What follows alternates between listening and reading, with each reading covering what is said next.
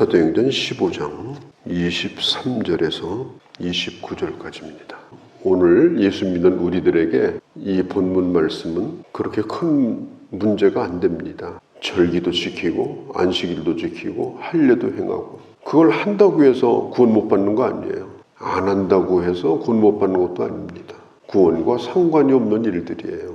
그렇지만 그때 당시는 이것이 굉장히 중요한 문제였습니다. 또 이방인들도 마찬가지예요. 당시 이방인들은 율법을 전혀 모르는 사람들이었습니다. 율법을 배운 적도 없었어요. 유월절이 뭔지, 오순절이 뭔지, 그 복잡한 구약의 그런 의식들 전혀 지식이 없었어요. 오늘날 우리와 같이 그냥 예수만 믿고 구원받은 사람들이에요. 그렇지만 어느 날 유대파 사람들이 와서 할례 받아야 된다. 예수 믿어도 할례 안 받으면 불완전한 신자다. 이 정도는 해야 예수 잘 믿는 거다. 와가지고 가이드라인을 정해주는 거예요. 먼저 믿은 사람들이, 소위 유대파 그리스도인들은 먼저 믿은 사람들이에요. 너 그렇게 예수 믿으면 안 된다. 요것은 해라. 그러면서 뒤에서 따로 또 가르치는 거예요. 안디옥 교회에서 그런 일이 일어났어요. 그래서 그 문제를 가지고 와서 예루살렘에서 회의를 하게 됩니다. 그게 바로 사도행전 15장의 말씀이고, 이것을 예루살렘 회의 혹은 예루살렘 공회, 예루살렘의 교리 논쟁, 이렇게 부르는 거예요. 1세기 당시에 특별한 그런 상황 속에서 일어난 일이지만 그때만 문제가 있겠습니까? 오늘날도 마찬가지잖아요. 예수 믿는 것만 가지고 안 된다.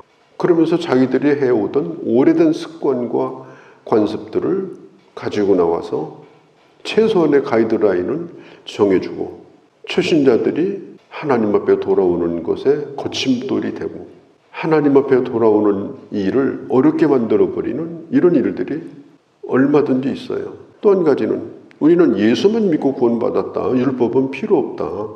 율법 무용론을 주장하는 이런 무율법주의자들, 이런 사람들도 있을 수 있어요. 뭐 율법이 뭐 필요하냐. 우리는 그런 거 상관없다. 그래서 그런 걸 싫어하는 사람들, 예전에 있었던 문제나 오늘날이나 똑같습니다. 이런 문제를 어떻게 잘 풀어가는가, 이것은 대단히 중요하고, 예루살렘 교회가 보여주었던 이런 아름다운 모본을 우리가 생각해보고 이것들을 잘 배워가는 거, 이게 오늘 우리가 본문에서 생각을 해야 될 점입니다. 베드로가 발언을 했습니다. 내가 고넬료에게도 세례를 주었고, 내가 요바에 가서도 사마리아에 가서도 복음을 전했고, 내가 본 바로는 이방인들도 할례 안 받고도 다 성령 받고 예수 믿고 내가 세례까지 주었다. 그런 것은 사실 문제가 되지 않는다. 베드로가 발언을 하고, 또 바리새파 사람들은 아니다. 그래도 할례는 받아야 된다. 이것까지 부인하면 안 된다. 그리스도인이지만은 바리새적인 생각을 가진 사람들, 그런 발언을 다 들었습니다. 그때의 예루살렘 교회의 감독, 요즘으로 말하면 담임 목사가 누구냐? 야고보예요. 예수님의 형제 야고보. 예수님과 어렸을 적서부터 오랜 세월을 보낸 사람이고, 누구보다도 예수님을 잘 아는 사람이고, 또 제가 상상하기로는 외모로도 예수님을 제일 많이 닮은 사람이 아니겠나, 그런 생각도 저는 해봐요. 이 사람은 매우 겸손한 사람입니다. 야고보서를 읽어보면 그는 매우 실천을 강조하는 사람이에요. 그는 전설에 의하면 기도의 사람이에요. 얼마나 무릎을 꿇고 기도했던지 무릎이 낙타 무릎처럼 그렇게 되어버렸습니다. 그가 바로 예루살렘 교회의 책임자였습니다. 오늘 성경에 보면은 이제 12절에 이렇게 말합니다. 말한 것을 듣더니, 다 들었어요. 이 듣는 것이 매우 중요합니다. 야고보도 들었고 거기에 있는 사람들도 들었습니다. 누구도 입을 막지 않았습니다. 무한을 주지 않았습니다. 충분히 얘기할 수 있도록 기회를 주었고 그 얘기를 다 들었습니다. 지혜롭지 못한 사람의 특징이 뭐냐? 상대방의 말을 안 듣는 겁니다. 지혜롭지 못한 엄마도 마찬가지예요. 애가 입을 열려고 그러면 말하지 마, 네 엄마가 이미 다 알고 있어. 애들 말을 안 들어요. 자기 말만 하고 자기 식대로 아이들을 교육하려고 그래요. 사람은 듣는 것이 중요합니다. 상대방이 하는 얘기를 가만히 때로는 오래도록 들어보는 겁니다. 들어서 이해가 안 될 일은 거의 없습니다. 이해가 안 되는 이유는 안 들었기 때문에 이해가 안 됩니다. 나하고 입장이 같은지 틀리든지 그건 나중 문제예요. 나하고 입장이 다를 수도 있어요. 그런데 그 사람 얘기를 충분히 들어보면 이해가 돼요. 그러니까 안 듣는 것이 문제인 거예요. 사람은 어머니 뱃속에 있을 때부터 듣잖아요. 10달 동안 어머니 심장 소리를 듣고 밖에서 하는 얘기도 다 뱃속에서 듣고 그렇게 들으면서 인간은 시작이 돼요. 듣는 사람이 별로 없어요. 말하려고만 해요. 이건 이렇고 저건 저렇고 본인이 심판자가 되고 이러면요 서로 이해할 수 없는 사람끼리 앉아서 동성이몽을 하고 있는 거예요. 상대방의 얘기를 듣는 훈련 이게 필요합니다. 더 이상 얘기하지 말라. 내가 다 알고 있다. 내 말부터 들어라. 미성숙한 사람의 또 오만한 사람의 교만한 사람의 전형적인 특징입니다. 오늘 예루살렘 교회가 다른 사람도 다 들었고 야고보도 그 얘기를 다 들었습니다. 그리고 드디어 13절에 말을 마침에 얘기를 충분히 듣고 말을 마쳤습니다. 그 다음에 야고보가 대답하여 이르되 형제들아 내 말을 들으라. 이제 내 말을 들으라. 자기의 의견을 얘기하고 있습니다. 그러면서 이제 결론을 맺는 거예요. 그때 그가 내 경험에 의하면 이렇게 말하지 않고 아모스서 9장을 인용해서 얘기를 합니다. 예언자가 예언하기를 오늘 성경에 말하고 있죠. 모든 이방인들이 다 모아져서 하나님의 이름으로 불리는 것. 이방인들이 그 모아진 그 사람들이 하나님의 이름으로 불려지는 것. 그런 때가 오게 될 것이다. 그게 바로 오늘 바로 이 순간이다. 야고보는 그 일을 결정하는 데 있어서 하나님의 말씀이 무엇이라고 말하는지 하나님께서 어떤 것을 원하고 계신지 예언의 말씀을 통하여 먼저 확증을 하는 것입니다. 이방인과 유대인이 하나님 앞에 돌아오는데 조건이 다르다. 그런 성경에 단 한 구절도 없습니다. 우리는 참 갈등이 많은 세상 가운데 살아가고 있습니다. 갈등이라는 게 뭐예요? 서로 팽팽한 것이 갈등이에요. 서로 자기 의견을 가지고 잡아다니고 있어요. 계속 잡아다니면 언젠가는 끊어질 거예요. 끊어진 것은 다시 잇기가 그렇게 쉽지 않습니다. 갈등을 해결하는 방법이 뭘까? 이런저런 일을 하고 인생을 살면서 제가 경험한 게 있어요. 내가 설득해서 바뀌어질 수 있는 사람은 지상에 거의 없다. 사람은 다 자기 나름대로 살아요. 데려다 놓고 가리키고 설득한다고 해서 밥 사준다고 해서 그 사람이 변하느냐? 안 변해요. 그냥 하나님이 죽었다 살려야 변할 뚱말뚱하지 인간은 변하지 않아요. 그게 좋은 주장이면 좋겠는데 나쁜 주장도 안 변해요. 제가 살아보니까 그렇더라고요. 그래서 참 하나님이 손댈 일이 많다. 그런 생각을 저는 많이 해요. 하나님이 손대셔야 된다. 사람이 할 수 없다. 안 변하는 사람들끼리 서로 앉아가지고 눈싸움하고 있으면 반드시 갈등이 생기는 거예요. 이걸 해결하는 방법은 상대방을 설득시켜서 해결은 안 돼요. 그럼 어떻게 하느냐? 결국은 내 쪽에서 힘을 빼야 돼요. 상대방 쪽에서 놓아주기를 바라면 결국은 계속 팽팽할 거예요. 내 쪽에서 힘을 빼고 내가 놓아주고 내가 내려앉고 먼저 내가 힘을 빼면 결국은 상대방도 힘을 쓰지 못합니다. 내가 힘을 빼고 있는데 아무리 힘써봐야 본인도 소용없는 거예요. 또 대화가 이루어지고 이렇게 하는 거예요. 자기 주장을 포기하지 않고 끝까지 주장하려고 하면은 이건 정말 어려운 겁니다. 오늘 여기 양쪽에 보면 지금 할례파가 있고 무할례파가 있는 거예요. 할례파도 보니까 그 발언하는 거 보니까 변할 사람들이 아니에요. 여기 뭐 회의 한번 했다고 이 사람들이 변하느냐? 안 그래요. 그렇다고 바울이 변하느냐? 바울도 안 변해요. 그러면 양쪽이 서로 힘을 빼자. 뭐 자기 의견을 가지고 있는 건 그냥 가지고 있도록 하고 거기서 당신 생각 바꿔라 이렇게 할 수는 없는 거예요. 자기 생각이 그렇다는데 어떻게 해요? 그래서 야고보가 뭘 했느냐? 합의안을 제시를 한 겁니다. 1세기 당시에 종교 분화적인 특수한 상황 속에서 유대파 그리스도인과 이방인 그리스도인 사이에 야고보가 결정을 한 합의안이고 서로 힘을 빼자. 그래서 야고보가 하는 얘기가 이렇게 말해요. 내 의견에는 이건 절대적인 것은 아니다. 지금 뭐 우리가 무슨 할례 얘기를 할 필요도 없는 거잖아요. 19절에 보니까 몽예를 매게 하지 말라. 할례를 받지 않은 사람이 이방인에게 하나님 앞에 돌아오는데 그들을 괴롭히는 일을 하지 말라. 참 우리가 이렇게 교회에 들어와서 예수 믿는 건 복음이잖아요. 복음은 정말 자유로운 거잖아요. 복음은 정말 기쁜 거잖아요. 모든 것으로부터 해방되는 거잖아요. 교회 와서 그런 것들을 들어야 돼요. 그러면 누구든지 기뻐할 거예요. 누구든지 좋아할 거예요. 그런데 꼭 데려다가 뒤에서 교육을 시켜요. 초신자 같다가 너 그렇게 하면 안 되지. 우리 교회는 이런 법칙이 있어.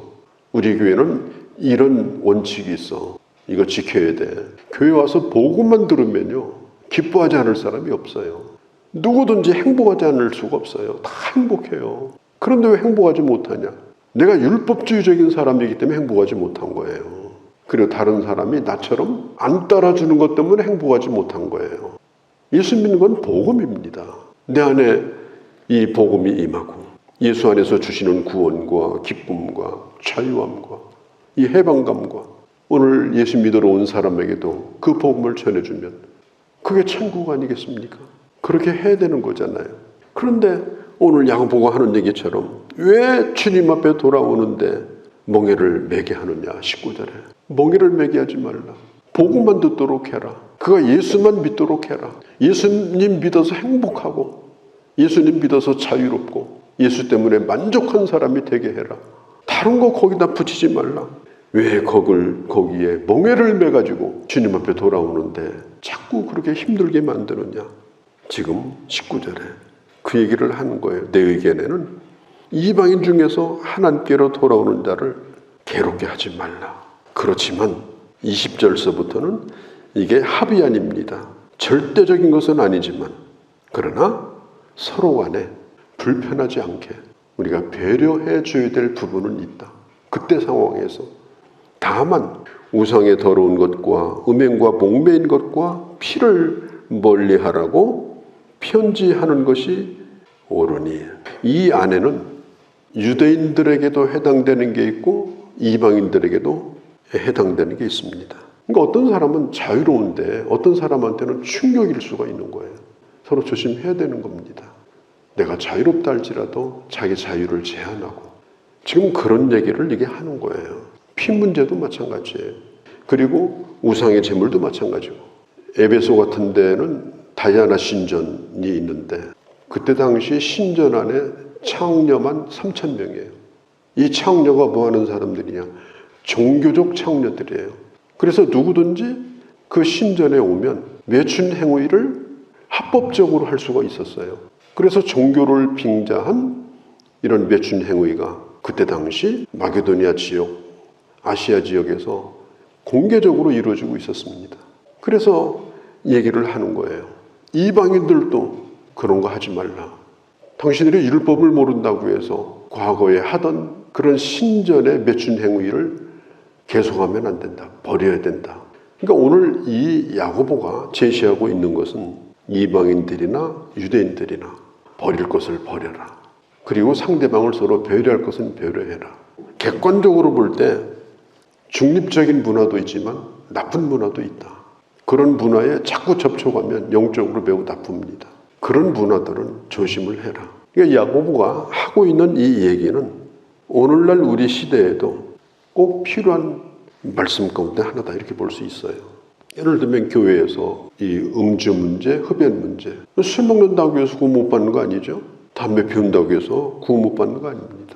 그러나 우리나라에 복음이 들어올 때 그때 조선 말기에 아예 담배 찌들려 살았어요. 사람들이 입담배 말아가지고 애나 어른이나 다 담배 때 물고 살았고요. 술 말할 것도 없어요. 선교사가 와보니까 예수 믿는 데 있어서 이 술하고 담배 문제가 해결 안 되면 신앙생활 어렵다. 그렇게 판단을 한 겁니다. 한국의 이 문화 가운데 음주와 흡연 문화는 신앙생활을 하는데 이것은 거침돌이 되겠다. 우리나라 사람은 절제를 다 안 하잖아요. 정신을 잃을 때까지 마시잖아요.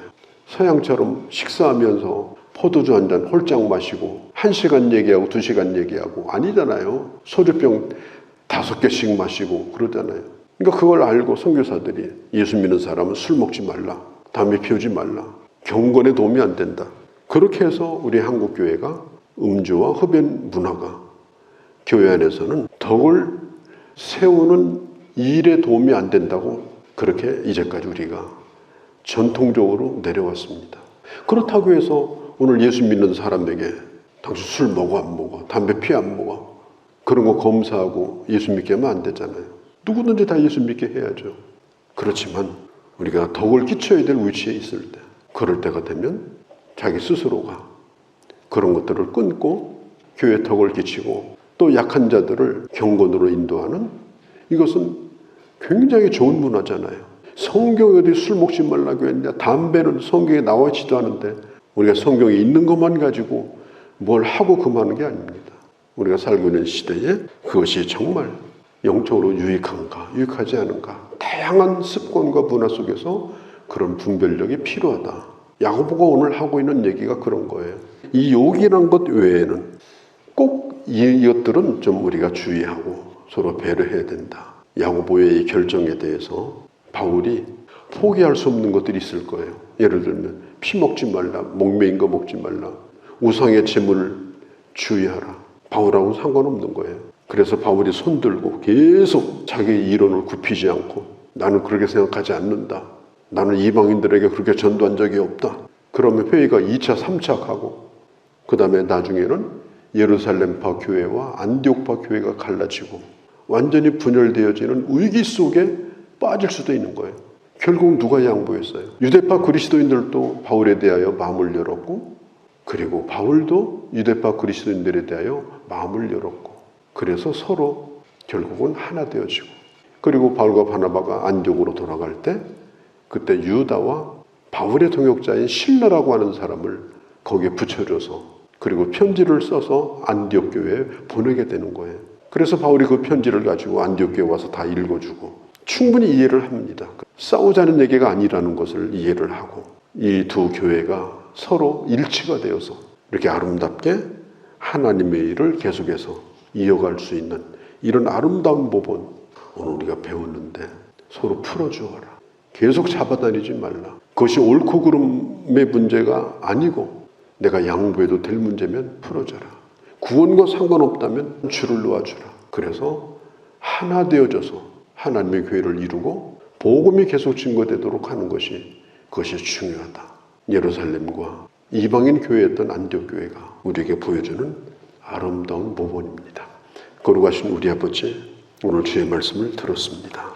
이런 아름다운 모본을 따라 서로 풀어주며 매이는 일을 하지 않고 충분히 들어주고 결국은 한 복음을 함께 공유하며 하나님의 교회를 일으켜 나가고 주의 나라를 확장해 나가는 우리 주 예수님의 이름으로 기도하옵나이다. 아멘.